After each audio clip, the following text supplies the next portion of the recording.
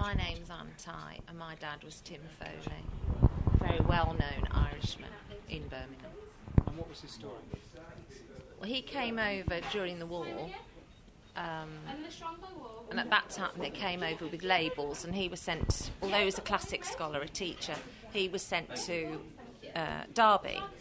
So I imagine that was the Rolls-Royce factory. But after that he came to Birmingham, and he taught in Birmingham.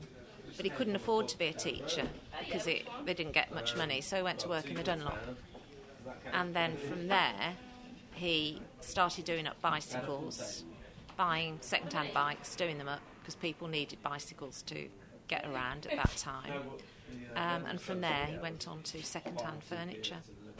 But his main love was Gaelic football. He played at university and he played at home. And he was one of the founder members of Erin Bra in Erdington. But when he first came to Birmingham, he played for John Mitchell's, which is still going. And we saw some film this evening about the city's reaction to the 1974 bombings, and the sort of very, through a modern lens, it seemed very stereotyped. But what were your experiences at the time? Well, shock, mainly. It was completely out of the blue. I don't think anybody expected anything like that to happen. And the backlash afterwards was pretty horrific, but understandable under the circumstances, because I don't think that people in England understood what was happening in Northern Ireland. They didn't know why it should come to England. They just hadn't got a clue about it. So I suppose it was understandable that they took it out on the people that were here. But the Lord Mayor at the time was wonderful, and he appealed for calm and asked the people of Birmingham not to take it out on the Irish people, that they were victims as well, because an awful lot of the people who died in the pub bombings were in fact Irish. And what happened to you personally? What was your personal experience?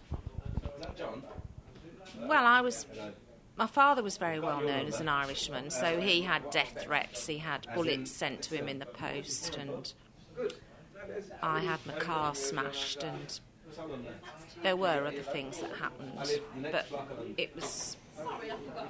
People were very, obviously, very, very upset and shocked by what had happened. And, did any of the archive footage we were watching this evening, did that bring any of that back, or do you think the way the media was kind of stereotyping it at the time contributed to the problem? No, I think they were probably taken completely by surprise as well. It's all right looking back on it. I mean, we are talking a very long time ago. At the time, obviously, they were shocked and very upset that people who were living here would actually attack people that were here. It was completely indiscriminate. So I think people were scared, people were frightened, and that the footage showed that people stopped going into the city centre, and that at that time, when you did go out, you were searched.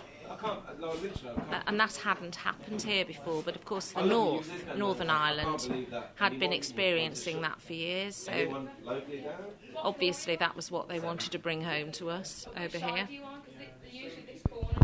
Was there anything else from that footage that sparked any memories with you on the whole?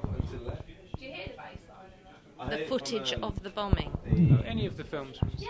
Well, I was looking at the when we were talking about the Forgotten Irish.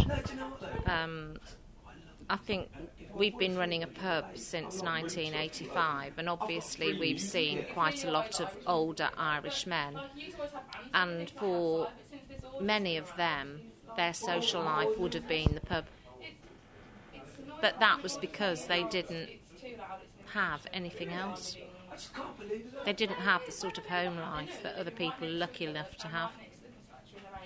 So it's difficult.